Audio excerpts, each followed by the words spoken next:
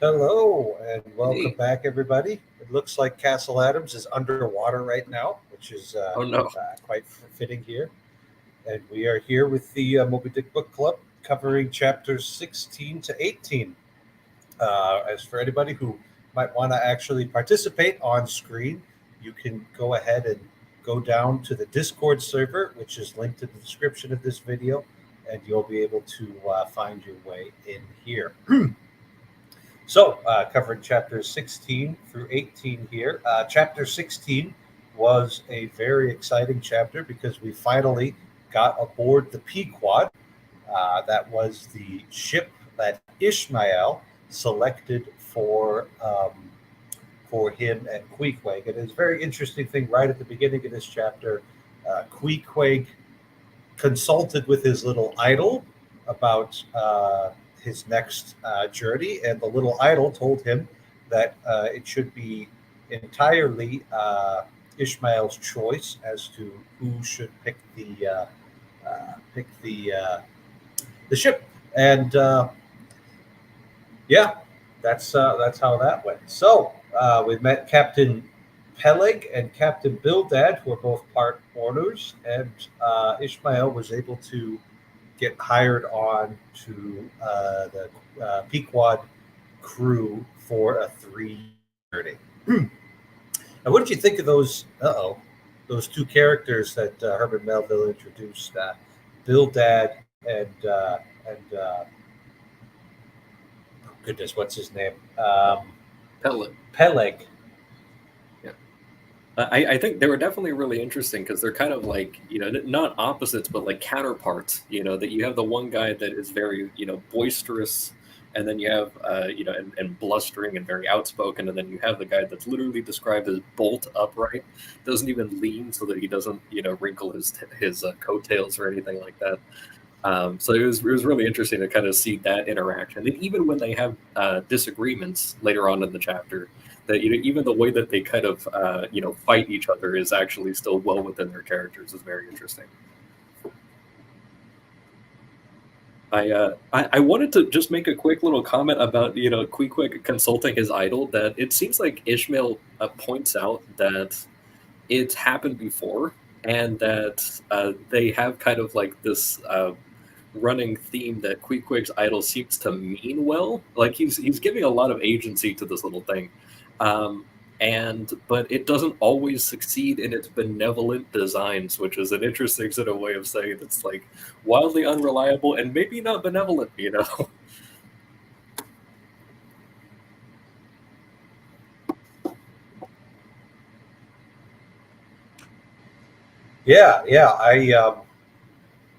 I would not have trusted that. I think the guy who had actually been on a whaling expedition before should be the one to figure out the crew and all of that. Um, so how very special that was. All right, we got the crew all here. Something that I think is worth noting about the different captains is that they both have biblical names. So Peleg was the son of Heber and one of the ancestors of Abraham. He comes in a long list of names, I think, in Genesis chapter 10. Um, and so, having this biblical name, he comes from the time before, the main sequence of Bible stories really gets going. The first 11 chapters of the book of Genesis are kind of set and setting. Basically, you do have some stories, but it's all in kind of a, let's say, a mythological genre and a real prehistory here. And so, just an interesting thing about that. And then Bildad was one of Job's useless friends who sat there and insisted that all of the best experts knew if you faced any sort of calamity, it was on account of your own sins here. So it's very interesting to see that name paired with the plank of wood that tried to give Ishmael 777th share in the spoils of the expedition, rather than something a little fairer like a 270th or as it turns out, a 300th share in the spoils. But Ishmael was quick to note that he didn't have to pay room and board the entire time he was there, so it's actually not that bad of a deal. And he might even be able to afford his clothes by the end of it. So we'll see about that in 3 years. Yeah, the clothes that would wear Yeah. out on the journey, right? The guy should just about break even here. But he seems comfortable with that. But the other thing is, there are hints again that he's an unreliable narrator. And unstable. Like, he's unreliable narrator and not the most stable person, and those two are separate, actually. Sometimes he's able to reliably narrate about his own instability, because that happens. But like, it's still extremely strange, right? Yeah.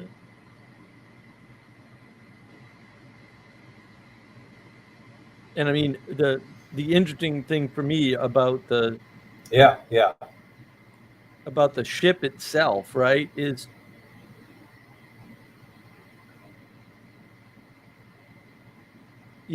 as Castle pointed out, right, there is this indication that, Quick had done this before, right? I just didn't tell you, right? That's the unreliability of the narrator. And sometimes it works out, and sometimes it doesn't. It's like, wait a minute. And when would this have happened at this point in the story? Maybe not at all, right? Maybe this is the first time, but because of the way he's narrating, right? So that to me seems like more foreshadowing about things like choices. But when you get to this, the whole first part, right, before the choices sort of actually made, right, there's all this calling back to a bunch of references, sure, half of which I don't actually know.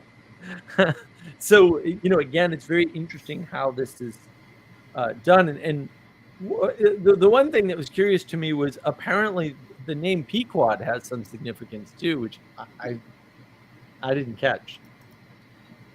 So there's a lot of like Native American stuff going on. So I think Pequod is the name of a tribe that went extinct, and then right, one of the many. Yeah, and then they kind of lead into like later on, kind of mentioning like Ahab's mother was Native American. So there's like a lot of Native American themes that are kind of cropping up as soon as we get into this chapter. Yeah, the Pequod. So if you go to New England, all you're going to hear are English, Scottish, and Irish names occasionally, and Native North American names. That's it. That's all the towns, all the cities, right? And some are a blend, right? There's all kinds of like, it's all over the place in very subtle ways. You're like, wait a minute, where did that? That's not from England, right? And then it's flat out, it's Manchester. It's like, wait a minute, what happened here, right? And then so you have that mix, right, or Worcester, as we call it, right, or Boston itself. I mean, these are all like English names.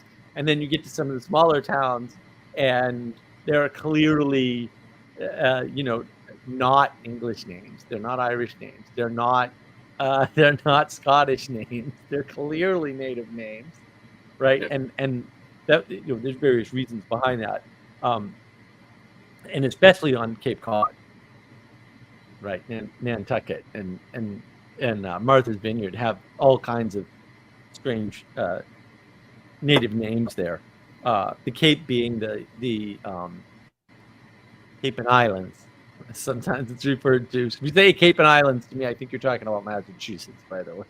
It's very hard for me to realize there's other capes that are local and colloquial, and it's like, oh, you say Cape, you mean Cape Fear, or you mean Cape this. Like, I don't know. I'd say there's only one Cape in the world. It's the Cape of God, damn it. So, but when you're there, there's such a mixing of names, and I don't understand what all the harkening back is. And the Pequod, yeah, I mean, they're a well-known tribe and stuff, but like he seems to place oppressions on that name ahead of time, and then also Ahab. Yeah. Right. And So they literally have a wigwam on the ship as well. right. There's this mixing again. It's sort of this contrast between, we'll say, the far pagans and the near pagans, or something, right? Yeah, and then all the talk about the Quakers. So the Quakers are sort of known for being buttoned down, pious. A lot of what New England is about.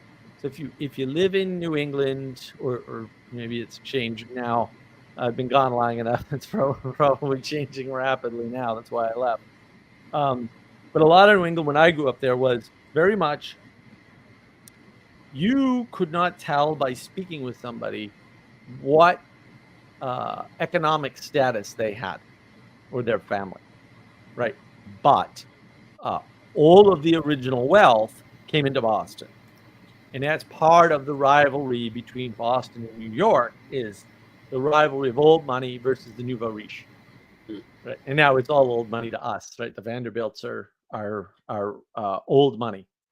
And so that's a significant change over time, right? The Rockefellers are old money, right? But they weren't, in the time, they were these young upstarts, right? Because the old money was all the original Mayflower families, right? And the progression of that is that in that mix of original settlers are the Quakers, and because the Quakers don't reproduce, they tended to have wealth because they're later in years, right? And then they use that wealth sort of wisely, and it's sort of hinted at here, right? We've got to take care of the orphans and the widows with this money. That's why we're being stingy about this. Like, it's not reasonless. And then, one thing I actually really appreciate is the fight around how much to give, right? Because he's like, no, I insist that I am right, and I will, physically assault you in some fashion, which I don't know. That wasn't clear to me from the text what had happened. I was like, wait, what exactly happened here? And again, we've got an unreliable narrator who we find out just after that it's a little more hysterical than need be about such things. Yeah. So it's sort of hard to tell, like, what is this? But the fact that he's willing to fight for the stranger, in essence, sort of, it's a signal, right? Like if we get into an altercation, and I say, like, look, I want to go eat Mexican food, and you say, no, I don't like Mexican food, and I say, we're going to go eat Mexican food, right? You're more likely to back down unless you really like, no, Mexican food upsets my stomach. I'm not going. You'll have to hit me and drag me there, right? I mean, that's a form of negotiation. I mean, no one likes that. I get it. But also, that was the form of negotiation throughout human history. And it happens to work, right? Like, what physically are you willing to put on the line for your ideas, right? Like, I mean, are you willing to vouch for this person? Because, he just met Ishmael. Yeah. He doesn't know him, right? Right. But I think part of that might have just been the sheer unreasonableness of his proposition of a 777th share, right? And you can fly off the handle much more easily with somebody that you fought many times with before. And it seems like these two, they go back a very long ways. You're just like, oh, he's doing this again. And they also gives us the impression that Peleg just flies off the handle a lot. And you meet people like this sometimes where they just got that very quick fuse, and then they're really angry, and then they're good. It's just how they live. So I didn't get the sense that Peleg was doing anything more than, trying to maintain the Pequod's reputation for a place that you can sail on for a reasonable sailor's voyage and a reasonable sailor's wage, rather than this outrageously tiny wages, especially because he was mumbling about all this stuff about like gospel poverty, which is great. And I know, frankly, I could use more of it, but it needs to be voluntarily accepted and not imposed upon you. Yeah, and that is part of the religious element of contrasting the Quakers with, the Presbyterians. The Presbyterians in this case, right? And also, I think it's important to realize, that might be standard how they do things, right? But it is we'll say the engagement with the negotiation, right? Like, how does a negotiation go? Like, even between friends, like it's fine. I mean, Daniel and I scream at each other all the time. It's fine. It's not a big deal, right? But not doing that kind of indicates an acquiescence too, right? So like, if he wasn't really serious about it, it looks like 1/700th or whatever would have been what happened, right? Like, are you sure about your assessment of this person? Okay, yeah. I mean, because maybe he's prone to fits of emotion, and maybe he's unreasonably fighting for this guy. Because like, are you sure? Because like my standard price is this, right? And also you'll note too, there's a lot of uncertainty in Ishmael. He's like, well, but look, if we strike upon enough feast, basically, right? I think he talks about gold. If we go for gold instead of silver, then 1/700th and 77th or whatever is not a bad deal anymore, right? Because he recognizes that trade-off. Like, man, if this is a good ship, maybe even that little amount is more than enough. I don't know, which is also interesting, right? So because he's also in the position to not understand whether or not he should accept any particular offer.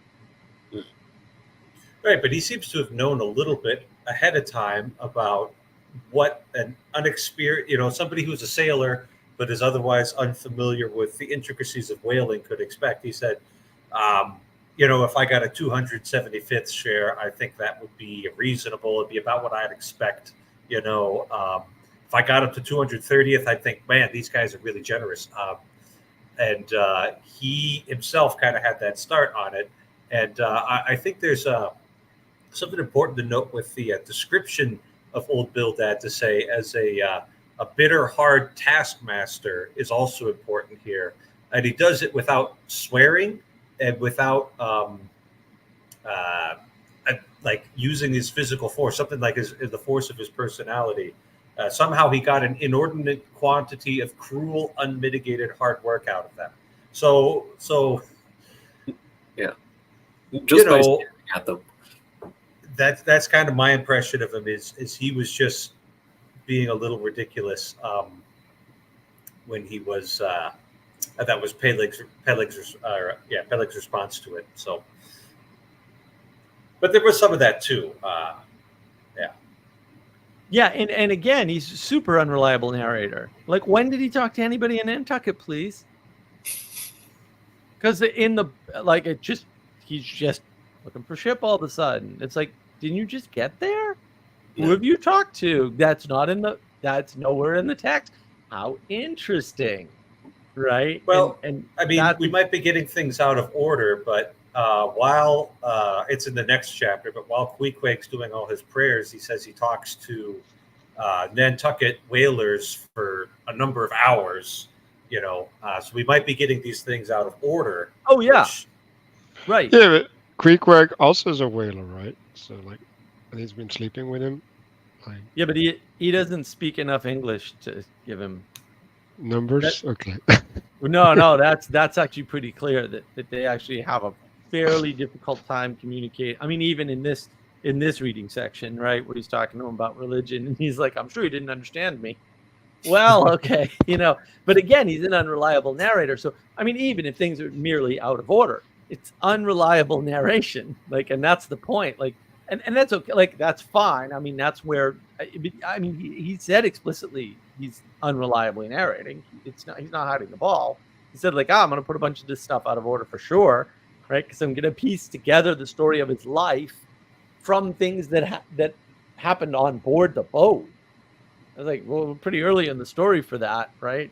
So to tell that out of order is actually really significant because, again, you're combining a set and setting in the characters that didn't exist when the characters were doing what they were doing.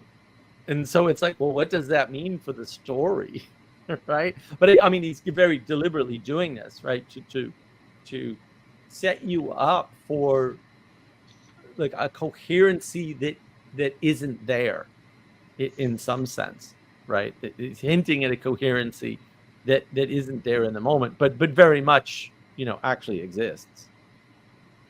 It sounds like a human memory, actually. I was about to say that's how stories happen. Is things come in vastly out of order, but we have to, a story is basically. And I don't want to sound too Kantian here, but it's basically imposing an order on a bunch of different other things in order to, all the Jordan Peterson stuff, all the Jonathan Peugeot stuff, in order to make sense of it, because otherwise it would be too much and utterly chaotic. So I don't think it would be odd for him to throw in some intel he learned about Captain Bildad here that he had learned later on after meeting him, because he's like, hey, I'm sailing with these guys.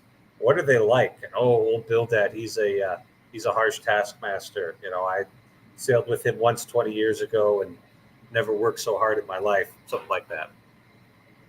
So a couple of things. So I think when we tell a story, what we like to present something, right? So that's the way that things get shaped.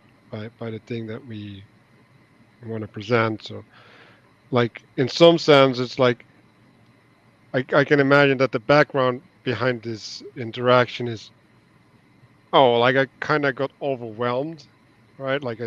I came in and all of these things happened around me, and I don't want to be a complete fool that because I came in with some idea, but also I kind of did get fooled or whatever. I get run over. Maybe that's the bigger word, because imagine, right, you come in and you see these two old guys, right, and they're weathered and they know, well, they seem to know what they're talking of, and they do know because it's their thing in some way.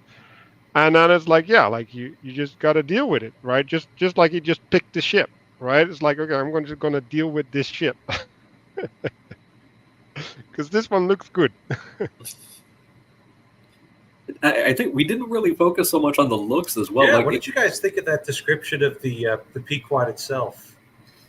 I think we're building up from the chowder house, and the outside of the chowder house was, they said the road was paved with clamshells, and that there's all this stuff of the innkeeper's wife has a vertebrae necklace, and the bookkeeping is done on a book that's shark skin and all this stuff. So you're kind of seeing okay, it's becoming a little more wild. But now, the ship, it doesn't even have a steering wheel. They've changed it with a whale's jawbone or something as a tiller. So they've just got a bar to steer this thing instead of a wheel. And then a whole bunch of the other pieces of the ship are replaced with teeth and bones and all these other things. So you're kind of you're getting closer and closer to the entire thing is, with every voyage being made out of death, in a sense. It's being rebuilt like that.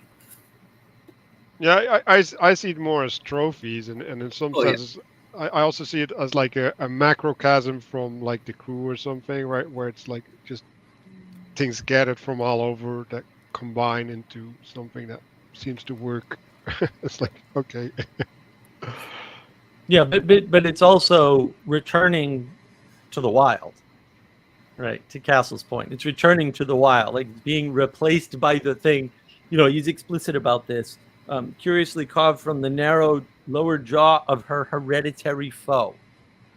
right? In other words, implying that the ship is turning into the thing, right?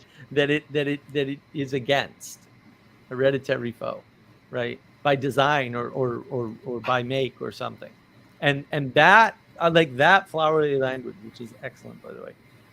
Yeah, is quite interesting, and I believe he also uses the word melancholy. Right, there's something joyful about the ship in one sense, or safe, but also some melancholy, and there's more of that mixing. He even says all noble Yeah, things are and blessed I with I thought it was right, right. So I got the impression of looking at like an old church or a really nice old government building. Um, Maybe it's a little bit worn down. It's not quite at its former glory, but it still has a certain grandeur about it, and it just really, yeah, really gave that impression of something old and kind of magnificent. But maybe its glory years are past it, and now it's becoming a little grotesque on account of all the years and the replacements. So there's that I think there's a part where he briefly makes a reference to Thorkill Hake, which I looked up is an 11th century Viking who used to have all of his furniture. The stories of his battles would be embellished and carved into his furniture and even his battle shield and stuff. So it's this kind of thing of like, oh, the stories of the ship are like actually ingrained into like the carving on the ship, but then also the ship is made out of like the victories, the manual's point of like the trophies, and then also the stories are like becoming the ship in a sense. Yeah, I know, and also you'll notice sort of the snobbery of the whalers. Merchant, don't talk to me about marching. and they would have said marching too. yeah, Like, yeah, they got a weird dialect on Nantucket. I think they still have a weird dialect on Nantucket. They do. They do. The natives do for sure. Yeah. Yeah. And it's not so unusual in New England, by the way. But yeah, we'll stick to it. Sure. Just Nantucket. Absolutely. There's no other weird dialects around Boston at all. Just the one, Father. Just the one. Street by street, my friend. Street by street in some places. And it is that idea, right? And I don't know if this is printing or deliberate. He says merchant service be damned, and then he never says merchant again. He says marchant.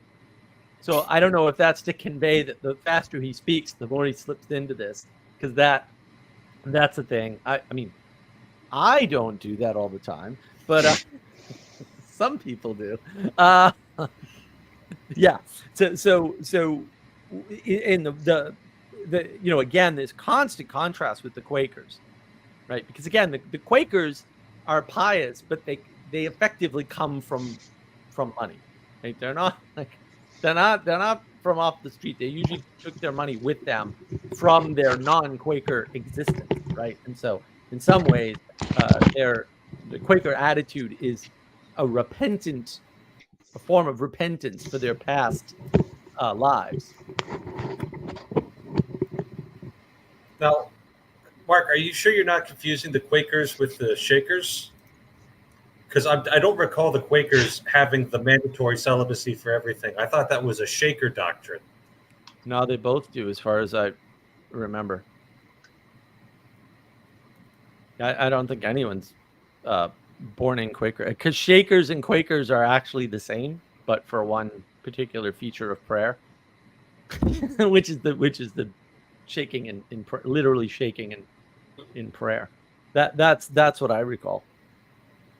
And to this day, even I heard an English Quaker a couple of years ago talking about it. Okay, I think you're wrong. I Maybe. don't have the I've got Wikipedia up for as reliable as that is. Looks like I found a whole Wikipedia article on Quaker weddings. So Oh yeah, they definitely get married. Yeah. Well, and like nowadays they're all old. I mean, this is what it's also why the Shakers like there are Shaker and Quaker villages in New England that are gone. I mean, you can go to them, but like no one lives there anymore, right? Because the sect kind of died out, right? And then and there's a reason for that, obviously. So yeah, I mean, I'm not actually aware of any, what do I want to call them? Uh, biblical sorts of spin-offs that don't have weddings. Right. Well, the Right. Shakers were famous for that. They didn't get married, and that was a problem because They didn't get you married. could have Yeah. some of your people not get married, but not all of them. Oh, That's yeah, not not all of them. yeah. Right. Well, then you have to have a place for people who can't or won't or shouldn't get married. right. I mean, that's the other side of like this equality doctrine where, oh, everybody needs to be able to be the same. It's like, well, no, they should. That's bad. Actually, you've got to account for the fringe, and if they can't get married or they shouldn't get married, or we need people who won't get married, and all three probably, then you should account for that in your in your religious tradition. I'm not very knowledgeable about Quakers or Shakers. Who has the better oatmeal? I'd say the Quakers got the corner on that market there. Are Shakers not allowed to have sugar in theirs? Is that the deal? Probably. I don't know. They all died out. They were busy. Yeah, if I wind up being right, that would just be fun. Yes. Now, at the also a vast, by the way, you've been pirated. Yeah. At the end, we get the first references to Captain Ahab there. I like how the first thing, because it's a biblically literate society, the first thing that everybody does is like, why is he named Ahab, right? That's like naming your child Hitler. Right? It's like, oh, here we got our little Adolf Hitler, Lefebvre or whatever. It's like, well, that's a statement right there. Just, if you were born into the family, that's one thing. But why would you knowingly choose that name? Ahab, as described in the second book of Kings, was one of the most wicked kings of Israel. He adopted false pagan worship in Israel. He married a pagan woman who was worse than he was. She was responsible for at least one murder of an innocent man, as recorded in Scripture. She did that on behalf of her husband. That's the story of Naboth and the vineyard there. And everybody's like, yeah, his mom was crazy when she named him that. And yet the old squad Tistig at Gayhead said the name would somehow prove prophetic. So it's like, oh yeah, he immediately we've got to keep an eye on this guy because can we point out what the lay of the squab is? If I'm not wrong, I'm pretty sure he's the guy who sits in the he's a lookout of sorts. Yeah. So like that's the connection to being prophetic that I picked up on. Oh, that's a good catch. I didn't put that together. I'm in which book clubs again? Yeah. I think we're probably now. If I had to guess, because there's so much foreshadowing, a couple of the things that kind of happen as a consequence of King Ahab's obstinance throughout the story was that eventually those led to drought, foreign invasion, and then he kind of repented once, and then he was overcome in battle after receiving bad advice. So I don't know if that's going to come up. I've never read the book before or anything, but just kind of those are a couple of things I'm keeping my eye out on to see if that's part of the prophetic prediction that the mom made. Yeah. And I think it's really interesting, right? There's a bit of a contrast here. Jezebel is like famously the most wicked wife in the Bible. Is the sworn enemy of the prophet Elijah, and yet in this chapter and everything we see, just knowing what I know about the story. Ahab's wife is not like that at all. You know, just ordinary housewife. Peleg describes her as a sweet, resigned girl. She's raising their kid together. You know, the captain's wife lifestyle, and so it's just a little bit of foreshadowing here about Ahab, and at the very end of the chapter, Ishmael seems to be just ruminating on it, and it creates a lot of different mixed emotions. There's a certain wild vagueness and painfulness concerning him, sympathy and sorrow for him, and this is where we first hear that he lost his leg in a whaling incident, and he's been moody ever since. Right, but it's interesting, right? Because there's a lot of contrast. I do want to go back a bit, right? The choices in boat names, Devil Dam, Titbit, and Pequod, right? Two are kind of like known quantities, right? One's more this is bad, Devil Dam. Okay, right? Titbit is more Dionysian, right? If you will, right? It's more like right, whatever. So he chooses the pagan name, even though it's a dead tribe. Mm-hmm. Right. And then you get more contrast here with he's moody, but he's a good guy. He's a good person, fundamentally. He's a good captain. Yeah. He's a really good ship's captain. Right. Unlike, because he's contrasted with the other two captain owners. Right. And that's the other thing, is that from their perspective, he's kind of better than them in some sense. It was interesting, in Peleg's sort of upselling of Ahab. I think it was actually a little bit before that he describes Ahab as ungodly but godlike. There's an interesting sort of thing, and he kind of goes a little bit more into that. But I thought that was a really interesting thing to literally say back to back.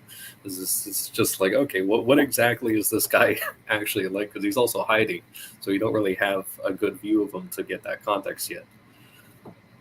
Yeah, and it's always, these contrasts are always in threes, right? And that's really important.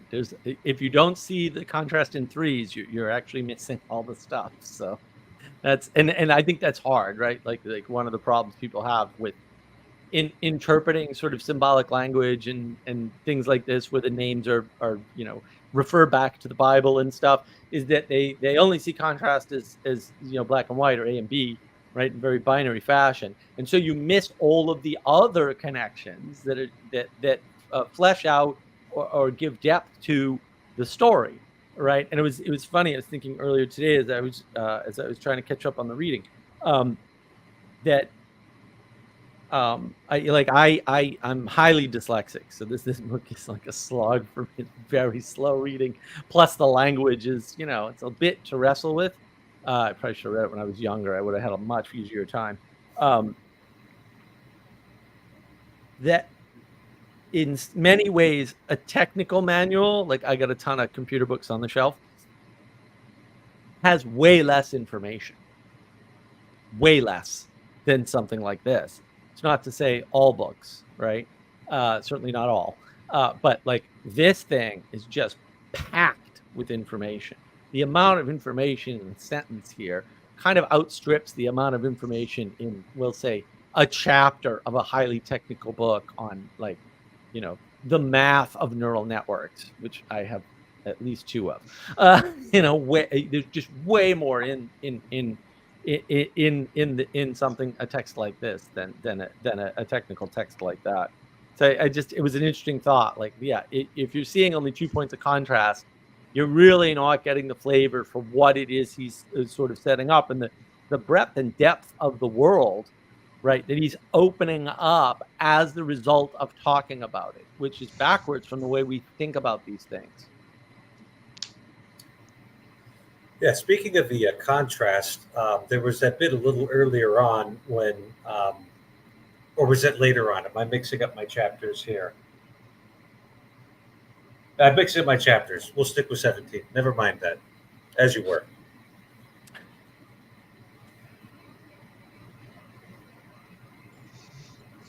Unless we're done with 16. But there's a lot here. I mean, Well, I mean, I like the part where he's like, "Oh, so you want to see the world, do you?" And he's like, "Look at the boat." Now, yeah, look over the boat. Like, what more of the world do you want? Like, it's all right there. It's all ocean, buddy. Right? Sort of implying that, yeah, the world is mostly ocean. And what It's you're also gonna a see on the journey, contrasting. It's also contrasting with merchant vessels. Like merchant vessels are trying to get to port, right? And so Right. you go on a merchant vessel if you want to see different ports. Yeah. If you're going on a whaling vessel, they would stay out for. I don't know if they would stay out for the entire time, but they will stay out as long as they can manage because that's how they make money. right. Maybe they needed to come into port to get fresh water, but other than that, they have all the food stored on board, and like Well, then, it's just going to be ocean. and they're not staying in port long. And merchant vessels, as they might be called, merchant vessels are generally stick to the coast, right? Because their whole shtick is let's hit as many ports as we can and trade for as much stuff as we can and keep the boat full the whole time on the way up and on the way back or on the way out, right? Whatever, because that's how we make money. But you're right, the whaling ship notably makes money the opposite way. Like, we got to stay at sea as much as we can and as far out as we can, because a lot of people don't realize this. And I do highly suggest if you're in Boston to go on a whale watch. In the Boston area, if you leave from Boston Harbor, I believe it's 20 miles out. So it's not that you won't see whales, within that. But if you go 20 miles out, and I distinctly remember, I've done it more than once, but like I distinctly remember you get 20 miles out and you hit the continental shelf. And along the continental shelf in the Atlantic Ocean outside Boston on a hot summer day, you will see literally a line of boats in the ocean, sometimes to the horizon. And it's like, wow. And they're in a line, right? Because they're hanging out on the edge. Because take it from me, you don't want to go on the other side of that unless you're really prepared. Step 1, big boat. Step 2, lots of provisions. Step 3, a crew that knows what the hell they're doing. Because that's where the water and the currents and all that, for as dangerous as they are before that, get really bad. And like you don't salvage a boat off the continental shelf, right? I think you forgot a step, Mark. I think you forgot the captain. Yeah. You have to have an experienced captain. captain. And I don't know if we talked about the captain's names or that there are 3 of them. Hint. Yeah. No, again, it's Father. Would you like to talk a little bit about the different names of the captains? We covered that before you made it on here, okay. RJ. But did we get to the 3 kings thing? Kings. I hadn't talked about them under the aspect of kings. Why don't you go ahead and? Well, captain is a king on a ship. I mean, I'm pretty sure they can even marry people under the same right. Yes. Yes, they are sovereign. Yes. If they're out to sea for more than a month, then they could marry Catholics. Yeah. So they are only ones on the boat at a time, though, right? Usually. And then it's also worth maybe talking not too much at length about like how that actually worked out that way from like a merchant perspective, because the book itself talks about the different lays and how each position gets a share, but there are 3 people in the same position. And the thing is, it's that while there were 2 captains on shore, they actually didn't have the same role. It would rotate all, like, it depends on the ship. But this is where I'm not particularly clear in my memory. Mark, if you could speak a little bit more on it. Yeah, well, I think and I don't know enough about how Europe did it, but we have this thing where once you're the president, you're always the president, right? You're actually not supposed to say former president or ex, but that's actually an invalid way of speaking, by the way. Should give you a hint as to where certain people's biases lie, since they're misusing the language. what that means is that you're honorific, the thing that you did in your life it's maybe hopefully you were the best at or whatever, for you personally, not not for like the discipline at large. You always kept that honorific, right? And so the fact that they're co-owners and captains, isn't like, that's not too surprising, right? Because once a captain, always a captain, right? Once a Marine, always a Marine. This is that sort of thing.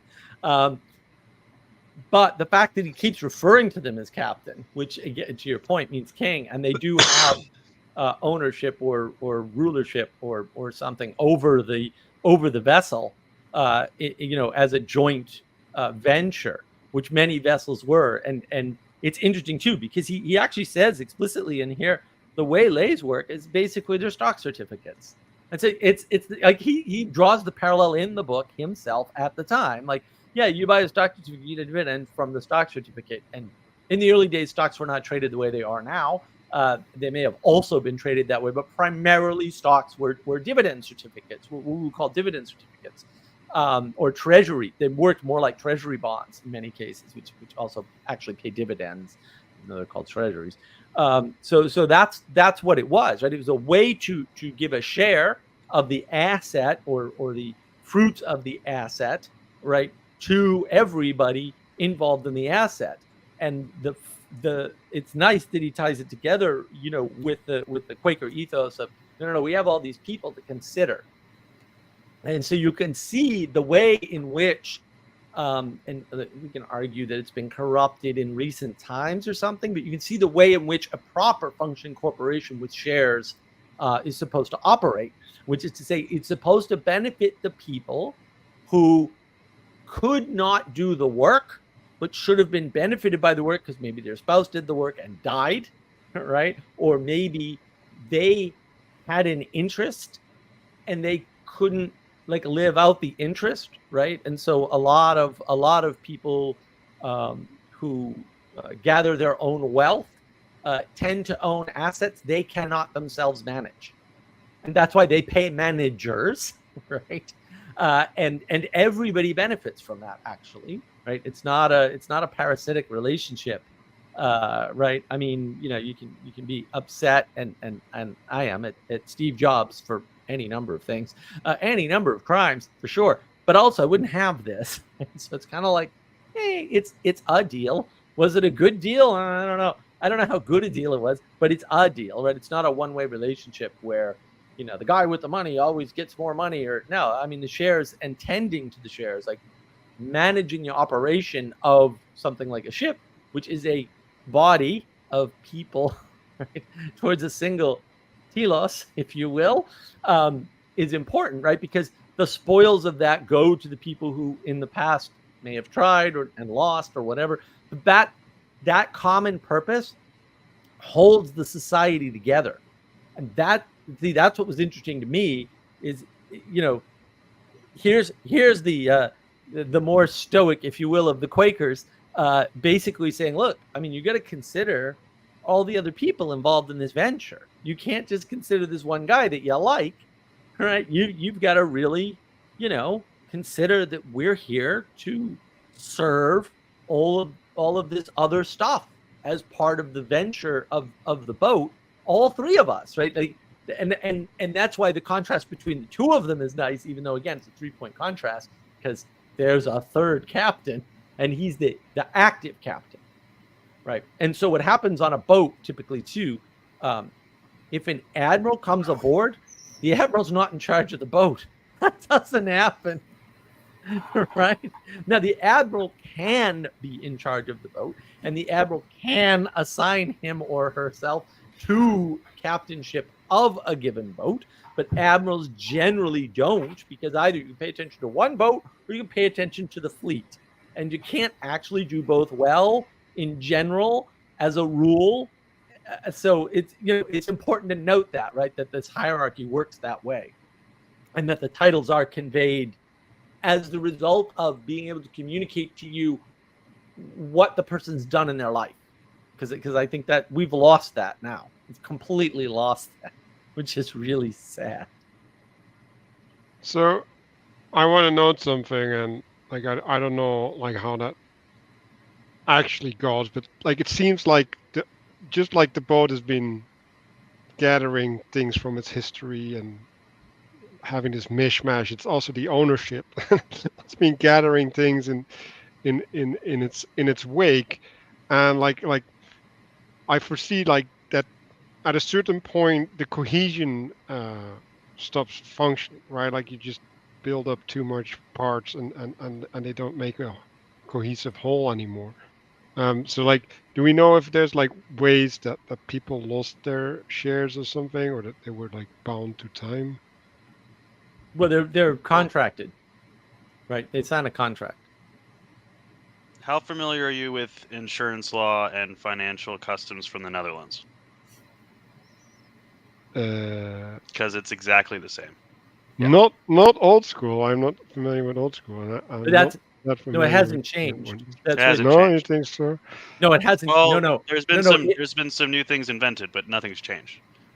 Right, like the entire, what would you call it? The entire economic enterprise as such was more or less Dutch. Like I don't know what else to say. It was pretty much a Dutch refinement of the original English. And this is the sad part about the Netherlands. In some senses, they pioneered a lot of stuff and didn't take advantage of all of it. That's for sure. But they're very good at what they're still very good at, and I think that's that's more what we're pointing at, is that the way contract law works and the way some of these contracts work, financial contracts in particular, right? And yeah, I know RJ wants to go to the tulip thing. Everybody likes the tulip thing, right? Like that's actually the model that was adopted really worldwide, ultimately, right? And it is a refinement of an earlier tradition in England in many cases, but it's importantly Dutch in its origin, I would say.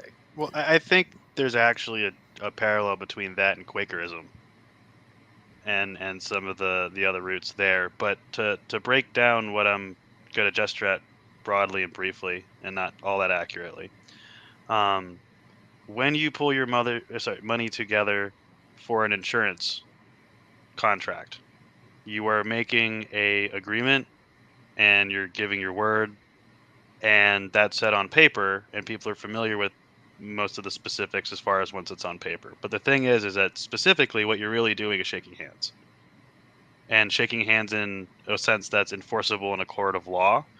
And so Right. there's the law and civilization that is itself a tiny island as a boat, that once you're out on the water, that's, if I'm not mistaken, plays into how and why some of the authority of the captain is some of the authority of the captains after a certain amount of time, Right. And and after a this certain is amount of distance from anything that's associated.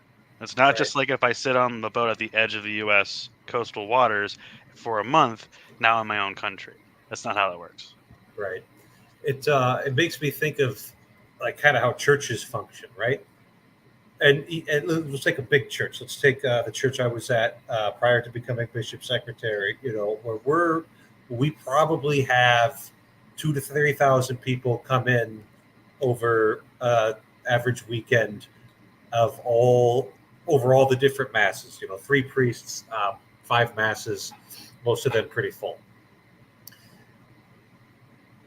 Not everybody has an equal share in the running of the parish, right? Obviously, there's the priests and the staff who are paid there. We're very dedicated. This is what we do. This is our life. And we've got another layer of people who are like key contributors. They actually make a lot of stuff happen.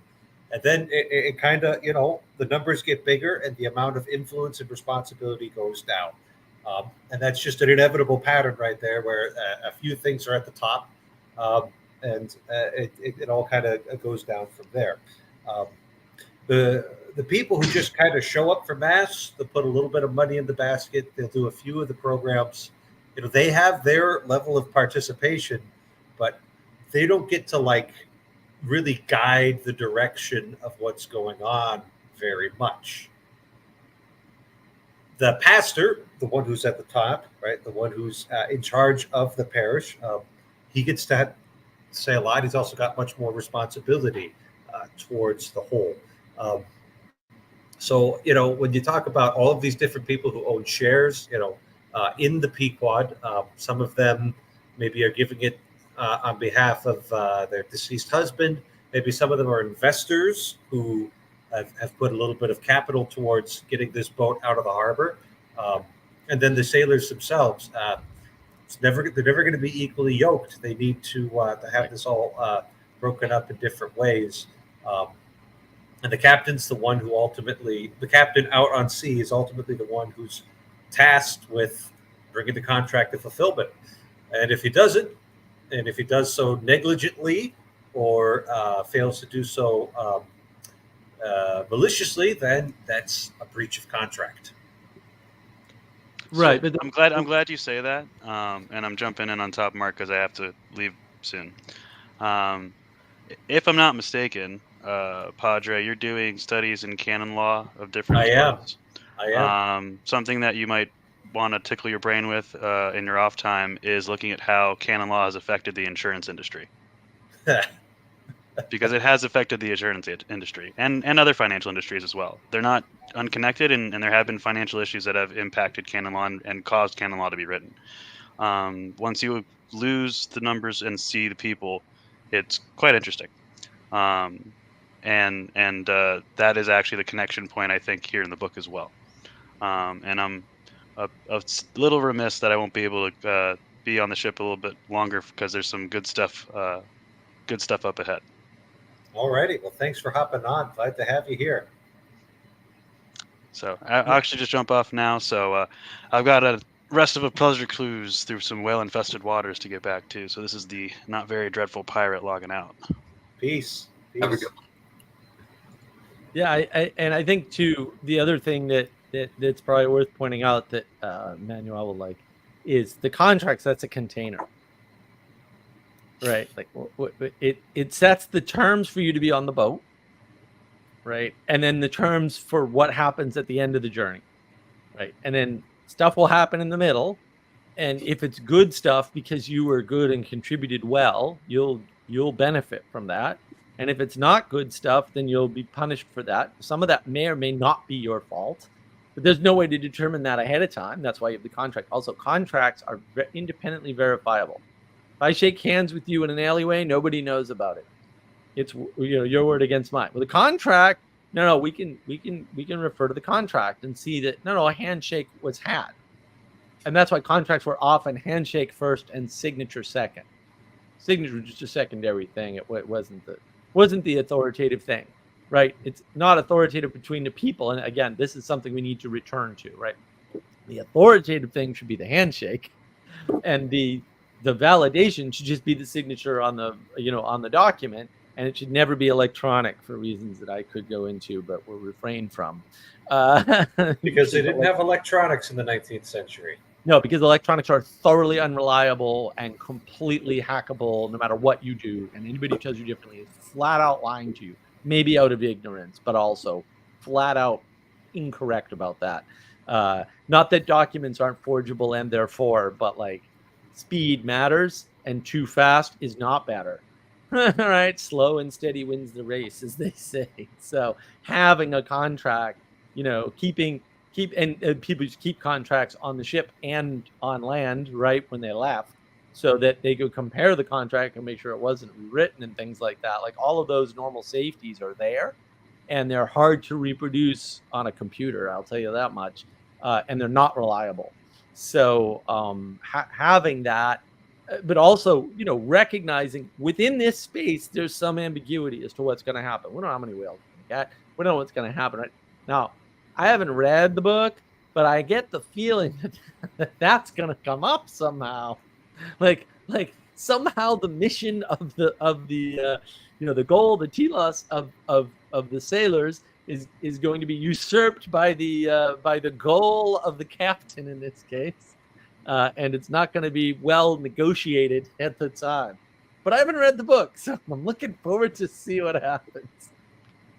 That kind of brings to mind an image. I've been trying to like I'll be joining in on the Saturday book club next week, and catch up for that one. But I've been thinking about King Nebuchadnezzar's dream about the statue, and I'm seeing a lot of parallels here, especially to what you just said. That there's this kind of thing of the different materials that the statue is made out of, and it seems like the captains are up there as gold, and then I'm imagining sort of the placement a little bit like the number of the lay that the particular sailor, whoever receives that share of, that we'll kind of see that there's a disparity between the lay that Queequeg gets and then the one that Ishmael gets, and I would say it's probably very well deserved, but there's this kind of thing where I'm imagining that a little bit as macrocosm of I was about to say King Ahab, but yeah, Captain Ahab.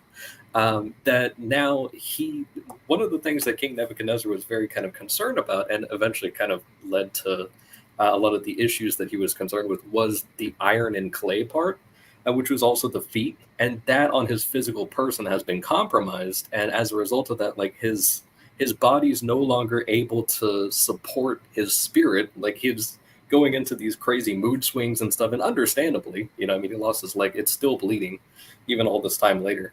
But yeah, I'm just kind of imagining that. And then where Nebuchadnezzar goes later, and to your point about, most likely we're seeing foreshadowing that the captain is going to try to usurp all of the other layers of the copper, the silver, the copper, and the iron and clay, that he's going to try to turn that whole statue into gold, to try to maintain complete control, for his own designs.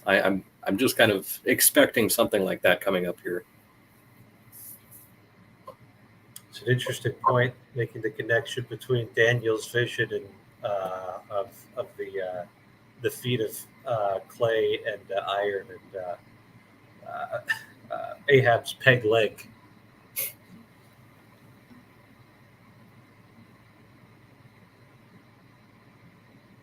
Yeah, I'm gonna have to peace out also because I didn't manage to do my homework beyond this part. I had to catch up for last week. Okay. Like, if Mark says that he has trouble reading, like I spent like 4 hours today, and I'm like so torn out. Like, just like Well, I hope you find it's a worthwhile use of your time, at least. Well, discipline is always good. I was going to make an analogy with the steamship.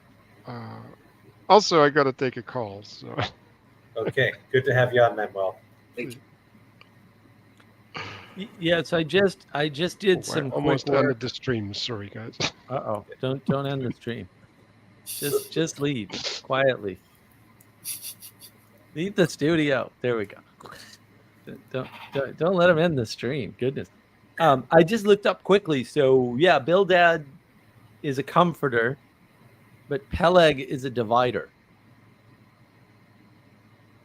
In the Bible? Yeah.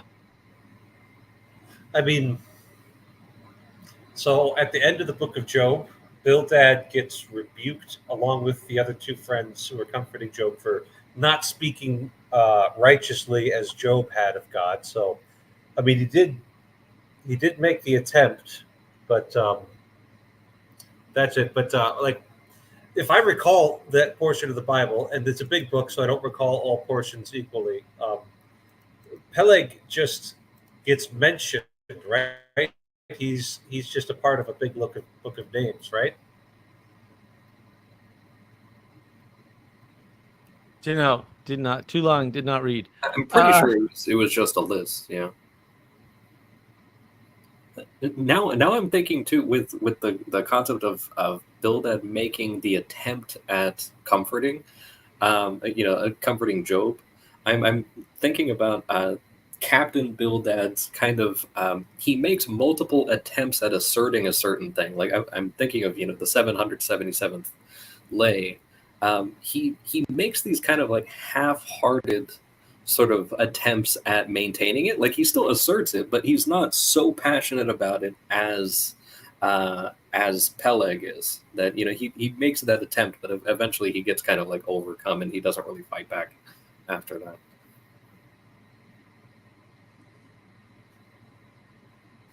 Yeah, I mean, the impression I got is he was reading about, lay up for yourselves treasure in heaven, while Peleg had come in and just interrupted his Bible reading. He was very rude, and like his response was mostly, a response to the worthlessness of material things, and you should store up treasure for yourself in heaven, that kind of thing. I would definitely agree. I think something that's coming to mind is just in a couple of chapters here, Bildad makes another attempt at kind of holding up like the righteous path and everything, even if it means that he's kind of imposing it a bit. But he kind of gets knocked off by Peleg again. Just a little. Like it seems like he cares about it. He genuinely does. But it seems like the more boisterous person tends to get the better of the situation, 2 times at least when we get to that. But the other one is very comical as well. I think these next 2 chapters get very quite funny. Yes. In chapter 17, we go back to the inn, and Ishmael goes through this very long explanation about how he really does genuinely just respect another man's religious beliefs, and Presbyterian Christians have to be the best and most openest people in the world. So he had made the very sensible determination that he was just going to let Queequeg be until nightfall, and then when he gets up there and like he's knocking on the door's locked from the inside, he can't get in. He gets more and more frightened, and then eventually calls the owner, Mrs. Hussey, and basically breaks the door in. And even after breaking the door in, Queequeg continues to just sit there, very still in his room. Does so even after Ishmael goes to sleep and wakes up the next morning. It seems that Queequeg basically sat still for an entire day long. And, that's when all of his Presbyterian compassion and understanding vanished, because this wasn't actually good religion right here. This was some superstition. And so Ishmael tried to convince him to abandon his paganism, and it did not appear to be very successful. After having taken the pagan idol's advice that day. It's just right. And attempted the liturgies like multiple times. One thing I found really funny is this kind of, he makes a lot of these statements with regards to Presbyterianism. He even says not just to be open to the other ones, but he says Presbyterians should not fancy themselves so vastly superior to the other. Not necessarily not superior, but just not so vastly. Give them, just only a slight head start compared to their. And I also thought that there was a funny little jab at the start of the previous chapter when Queequeg starts his little Ramadan, that he had he said that he tried to understand his 39 articles as though Queequeg was an Anglican or something like that, and he couldn't figure out the doctrines of what he was doing. So it was just this kind of silly like interdenominational rivalry thing. Yeah, and he panics with the term apoplexy, right? Yeah. Which is what happens to you when you have a stroke or other things. But it's a way in which he's incapacitated. Yeah. But like that's what he jumps to, knowing that he's on Ramadan, and whatever, the door is locked, and even the landlady doesn't take heed of it until she realizes, oh no, the harpoon's gone. Yeah. But the nice part about that is you can see three different perspectives on the same event, right? There's Ishmael's assumption of what has happened, right? Then there's the maid's assumption based on her experience, right? Which is like, what does she know about Queequeg? Nothing, right? And then the landlady jumps immediately to, he must have killed himself like that other guy, right? And her concern is not for him, it's for like the quilt that her husband's mother made. And like, right. But you get to see 3 different perspectives on the same actual event played out in the text. And I find that fascinating, right? Because I think a lot of people don't understand. This is how people are. They witness the same event. And, to some people, it's an attempted assassination. To other people, it's a fall, right? And to other people, it's a loud noise. Yeah. Can I tell you, when I worked at that one police station, there's a brief little story. I totally experienced this firsthand. It was a private police station on a college campus. I was a dispatcher there, and I get a call one morning. It's a walking campus, and I get a call one day, and a young girl says, "There's an old woman with a limp walking with a large butcher knife through the quad." And so I go and I have to relay that to the officers, and of course, all the higher up guys are there because it's day shift and everything, and they go and they swarm on this person, and they're like, "Oh, they're going to the not the residence building, like the common building that had like the little coffee shop and all this other stuff." And so they're like, "Oh gosh, there's somebody like rushing that place with the knife." So everybody goes over there. They're all ready to draw their guns and everything. And it turns out it wasn't an old woman. Was a 20-year-old girl who had dyed her hair white or gray or something like that. And she had a limp because she had twisted her ankle or something like that. So she had a little brace. And it was a small paring knife that she was going to return because someone gave it to her she borrowed it so that she could cut some fruit back at her dorm. But she had a mild form of autism, I think. So she didn't know that to have, it was like a little, like 1.5 inch little paring knife, not a giant, like Jason Voorhees, machete that they kind of thought that that's what she had. How they even could see it at the distance that they saw her is kind of ridiculous, but she just kind of had it at her side, and then she gave it to the person she borrowed it from, and there was no problem. But that was an interesting sort of like, oh, all hands on deck, and oh no, nothing happened, Right, and that exact story that you just told there shows us how important the logos of any situation is to actually interpreting it, right? Yeah. Because from outside the door, we've got apoplexy. What did the maid say? The maid was. She said murder at one point. Yeah, murder. And then the third is, oh no, the quilt. And the guy's committed suicide.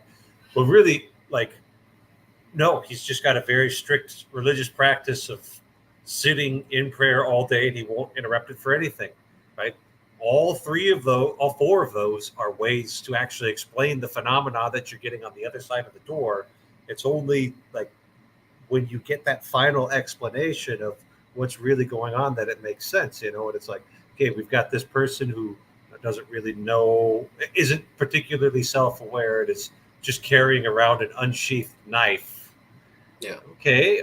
You're just returning it to a friend. Boom. Once you've got that logos in there, it's like, oh, this is fine. It's like seeing a dog run across the field in a we'll say a youth baseball game, and everybody's like, what, and then the owner comes and calls for it, and it's like, oh, it's his dog, and then everything's fine.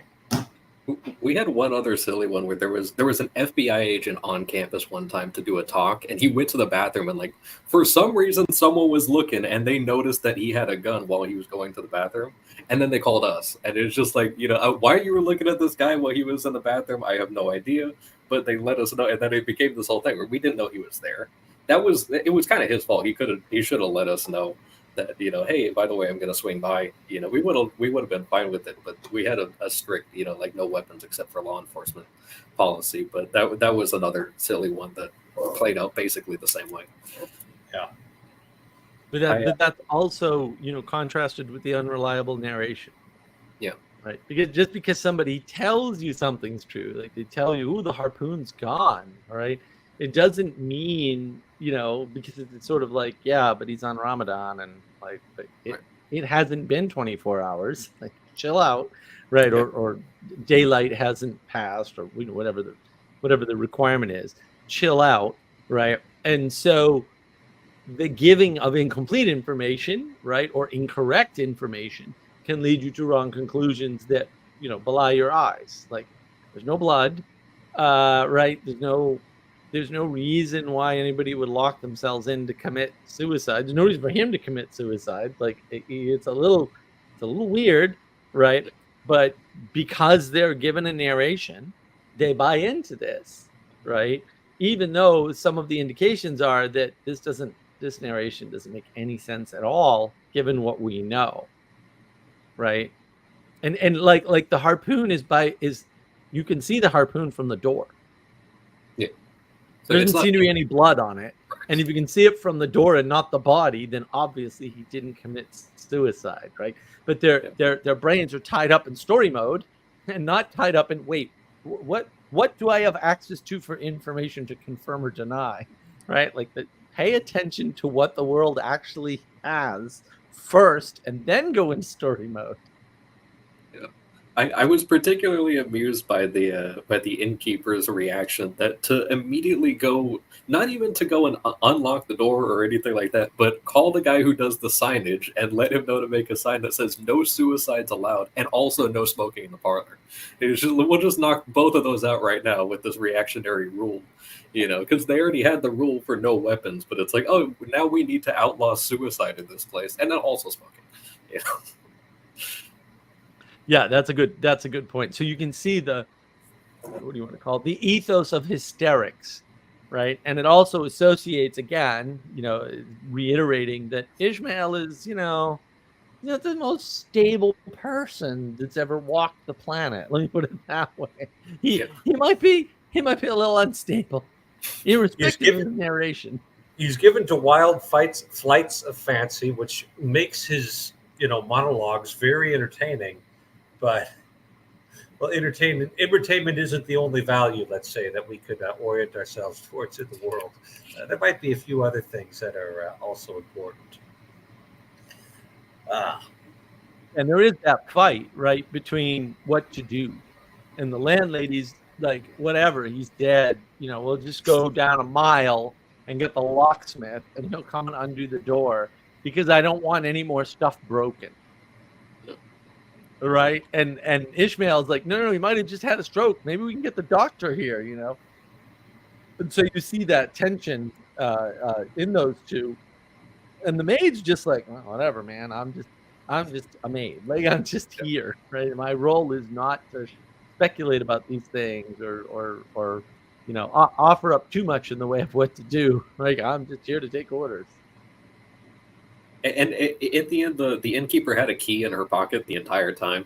And her first reaction was first the signage and then the locksmith. And it's like, oh, by the way, I have a key. This should work. But then the bolt is on. And they're trying to stop Ishmael from throwing himself out the door. Because she's still super concerned about the property damage, which we've already established he doesn't care about the insurance policies at these places or anything like that. So. Yes, indeed. And he succeeds in breaking in, and then subsequently, closes the door on everybody. Oh no, he's fine. Never mind. Bye. I like how he's kind of accosting Queequeg, and is trying to convince him that he's gonna starve himself to death, even though it hasn't even been 24 hours. Well, all of these bad ideas have come from hell is an idea first born on an undigested apple dumpling. That was right, and it's like that's actually the exact opposite of every great religious tradition. Like Moses went up the mountain and fasted 40 days and 40 nights. Yeah, and that's when he got the law, right? So, what the heck kind of Presbyterian are you, Ishmael? That's not how this works. I just love how we scale back from not even 24 hours to just an apple dumpling. That's.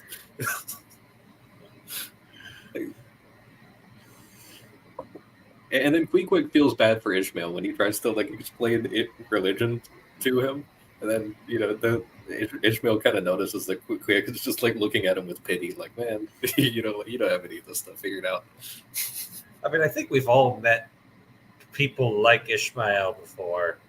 It's a little, maybe they're very entertaining. Maybe they're actually really good at something, but they're just kind of all over the place. And once you get going on religion, it's like, okay, we're going to be here a while. So this entire interaction is not difficult for me to imagine.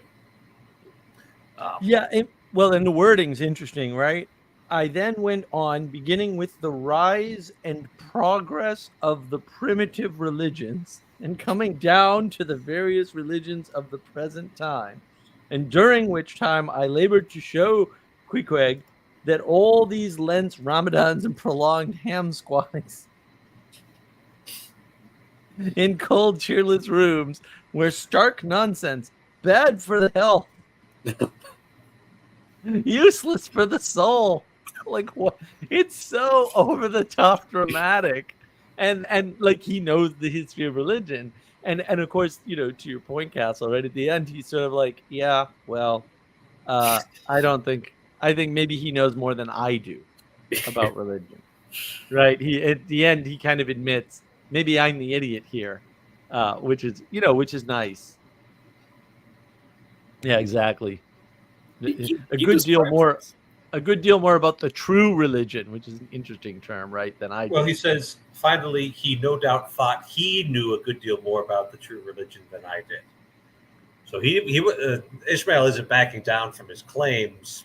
But he's like, well, you can't convince people like this. They're a little too lost. And he's also assuming his state of mind once again. Right. And I like the little kind of contrast at the end of that paragraph too, saying evangelical pagan piety, like describing himself was really like, no, he's the foreigner. Yeah, I did like that phrase, evangelical pagan piety. You're right. That really stood out to me as quite hysterical. I'm like, I don't know what that is, but that's funny. Yeah. It's just a ridiculous contrast right there. And I think the Queequeg having a better understanding of the true religion comes that also kind of provides a little bit of like very minor foreshadowing for the sermon, as Peleg says in the next chapter that Ishmael gives when trying to sell Queequeg on the ship. Alrighty, yeah, chapter 18. Ishmael brings Queequeg to the ship, and they're not sure about this this cannibal. I think Ishmael just makes something up about Queequeg belonging to the Congregational Church, and they're not the first Congregational Church. The first Congregational Church. The rule, right? The rule is, well, that's actually, I think that's interesting. I'm sad if you don't know the sort of the history of that, because I don't but I got the general gist of what he was saying, right? And actually, oddly, Bill mentioned this on my Discord server the other day, and I was like, really? All the Puritans became Congregationalists. That's fascinating. So I know that much about what happened. You're not allowed on the ship if you're not a Christian, right? And then there's all these protests about, well, if you're still wearing that blue on your face, clearly you haven't been properly baptized. Wait, what? That's wild. So there are like these standards, and these two captains are going to try to uphold those standards. Until they see how good he is with a harpoon. Yeah. Well, it's not that easy, right? First, he has to have somebody speak on his behalf, right? It's sort of like making a motion at a meeting and then having it seconded, right? So the motion has to be seconded in essence by Ishmael. It's like, no, you don't understand. Like, I've hung out with this guy, I've talked to him, he's been on ships, he's part of the church. I know, I went to church with him, right? Like, I've witnessed this. Like, I'm a witness to his churchiness or something, right? To his first congregationalism, I guess, is what we're going with, right? Yeah, art thou at present in communion with any Christian church, right? And then it's the first Congregational Church.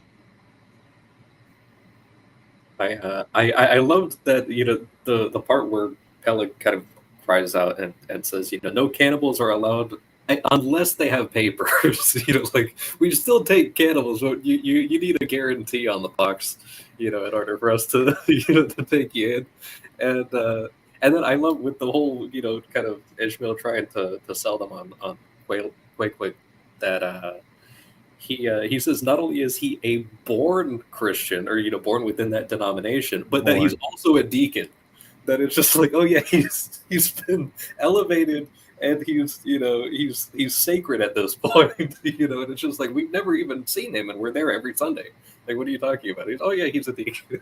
And then he goes into this whole thing about actually the first congregation of this great Catholic church that all of us belong to, and then they buy it. Like they're immediately like, oh yeah, that was amazing. Yeah, they do. They do buy. That's the interesting part. They buy his argument, and again, right? Like you see again the wildness of Ishmael. They're talking past one another again, as usual, right? Where he's sort of saying, no, this church in New Bedford. They're on Nantucket, guys. It's quite a distance, trust me. It's not swimmable, not by normal people anyway. Right? It's quite a distance away, right? So obviously, they're not passing the same church every day. Like that's not happening, right? Ishmael's referring to a different church in a different town, a good boat ride away, like a day's boat ride away, probably, or the better part of a day's boat ride away. And this guy, and he never bothers to correct him, right? He just at the end clarifies his own position, and then it gets corrected, right? Whereas in normal conversation with humans that aren't crazy like Ishmael, they're no, I'm talking about this. Like, they'd be more specific. I'm talking about this church, right? I'm talking about this thing. I'm not talking about what you're talking about, because it's clear in the text. We're just talking about different physical places. You don't go by the church that he attended with me, right? And that should have been clear on the other side too, right? Like, I've been with him to church. He hasn't seen him before either, right? But he knows nothing of it. So there is this talking past, which has happened before in the text, which I find fascinating that it's in there. I mean, it's so deep that I mean, it really looks like what's being done here is this real highlighting of the difference in perspective between different people in the same situation, right? Which is something we've, we'll say in recent times, lost a feel for entirely. We have no appreciation for how differently, we all experience the same thing at the same time in the same place, but we do. And that's why I'm not on Twitter. Or X, excuse me, X. I'm not on might go X. back to Twitter. We don't know. Yeah, right. Oh,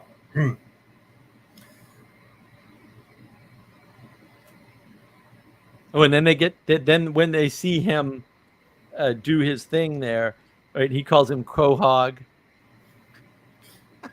And then Hedgehog at one point. And Hedgehog. And then corrects himself and says, oh no, actually it was Quackwog or Quillhog or whatever your name is. Right. Meanwhile, it's Queequeg, right? Yeah. But a quahog is a delicacy out there in the Cape and Islands. So, and also in Rhode Island. So, probably heard that from is that on is it Family Guy? I think they used to talk about quahog. Yeah. Well, that's the name of the town in Family Guy. Yeah, I think it's Family Guy. Yeah, I don't watch a lot of Family Guy, but yeah, Quahog is the town. Yeah, and they offer him a 90th lay, 1/90th of the total spoils, when they see how good he is with a harpoon. And he already knows how to sign his name. Like Queequeg's the best. He's figured out all these things. Didn't have anybody to teach him. He just went out and did that. But I think he signs with one of the tattoos on his arm, right? Or like he does the same. Like it probably means Queequeg, but he has like he signs it in whatever the alphabet that he comes from.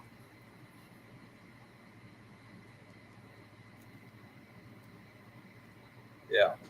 And then Yeah. Captain Bildad. This is such a thing. This is something I just don't understand. Right? Is like you want to actually get somebody to come to church and get baptized, so you hand them a pamphlet. It's like pamphlets have their time and their place, but like, I've done my Christian duty. Here's your pamphlet. Good luck on the whaling voyage. Right. Well, and that's what happens when you bring down boundaries or remove hierarchy, is you don't have the steps. And hopefully Melville goes into this because he's hitting a lot at this problem, right?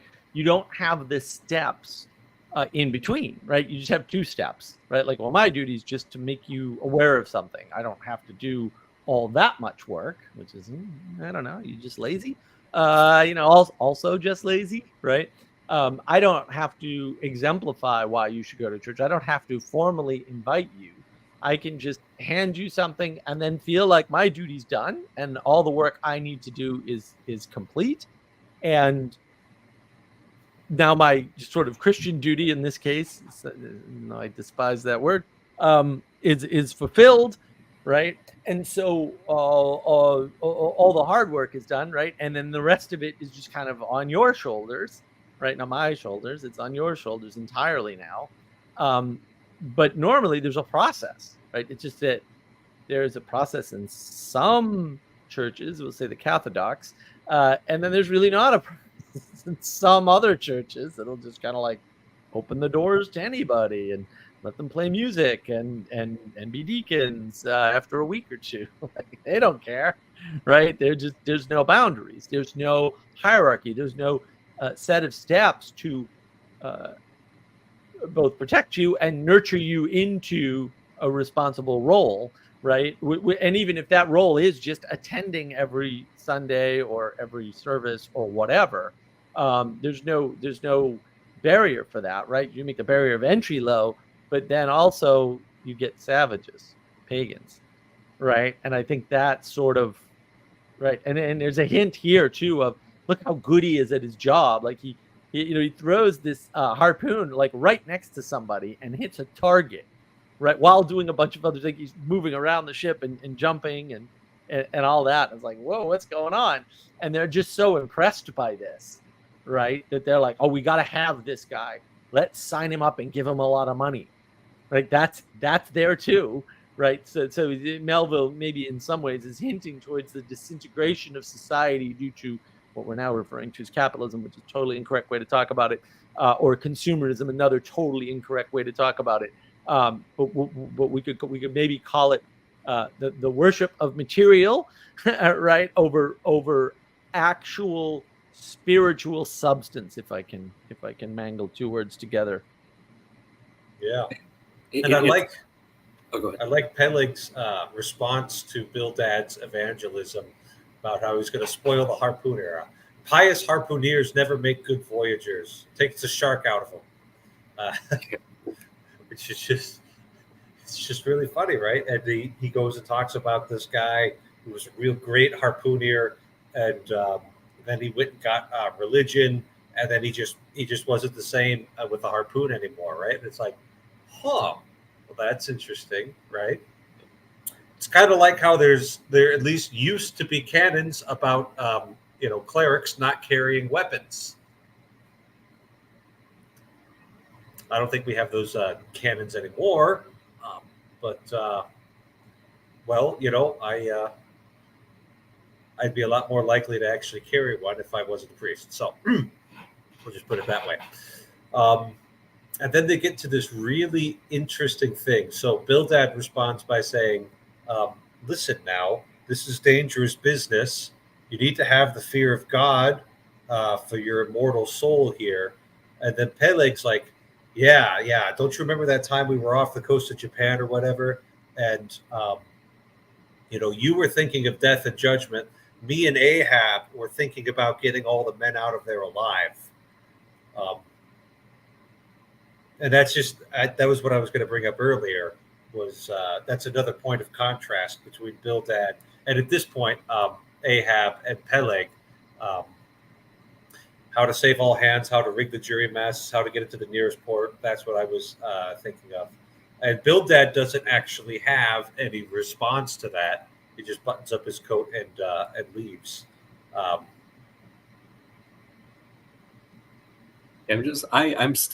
thinking of I'm still thinking about the Nebuchadnezzar statue. I don't know. I like this weird to kind of flesh out a little more this the kind of like unusual placement of going from like, okay, we're not even going to let this guy on the boat, and then he becomes like silver medal, like he's in the double digits. It was the like 90th lay or something like that, whereas Ishmael gets 300th, and he's more or less an insider, but at least by a lot of other standards. But that it's this kind of thing of, we want to put him all the way up here in that higher place, and then we're going to not try to refine him to fit in that area either. That Bildad is trying to kind of refine him so that he can fit into that 90th lay spot, which I think is foolish, right? I mean, for the purposes of the boat, you want somebody that can kill a whale, right? You want somebody who's really good with a harpoon. So he actually deserves that spot because the point of the ship is to kill whales, right? And he's really good at it. So. Right, we'll put him right where he belongs. Right, but there's also the flip in that, right? Because sure, he's got we'll say the more materialist minded, right, through this Quaker ideal of being able to make sure everybody who has shares gets what they need, right?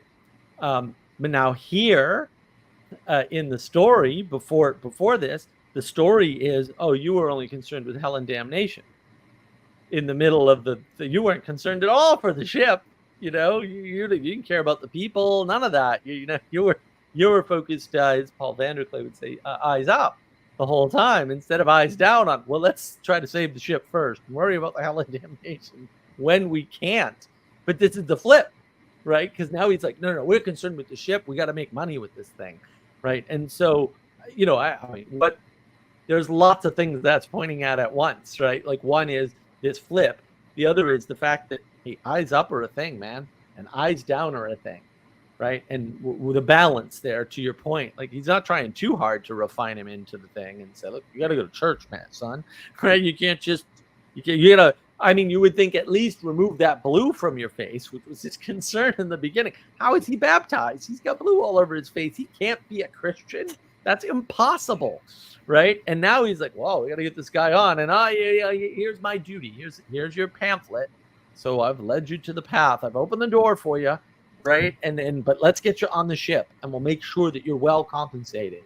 Right. But that still does serve the higher purpose that he mentioned originally the day before.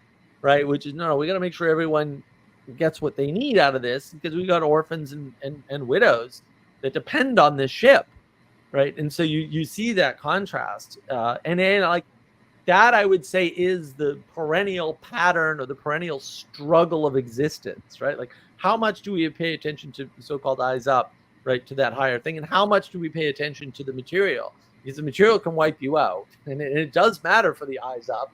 But also, the eyes up should mediate the material, too. And where is that line? Like, and I think in here, Melville's, trying to at least point that out.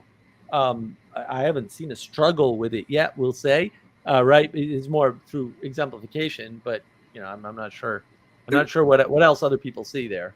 There's a little bit of foreshadowing to this now that I'm kind of noticing, and I even had a note on it from chapter 16, that when he's hearing about Bildad, before he's even met him, that he's hearing that Bildad is actually known for his like brutality towards whales, and that Ishmael kind of noticed like, oh really, like a strict Quaker, but he has no problem with like just gutting whales all the time. And he even had a statement that he said, a man's religion is one thing and this practical world quite another. This world pays dividends, and he's in charge of the money as well. So right, that's a good catch. Yeah, that was really interesting too.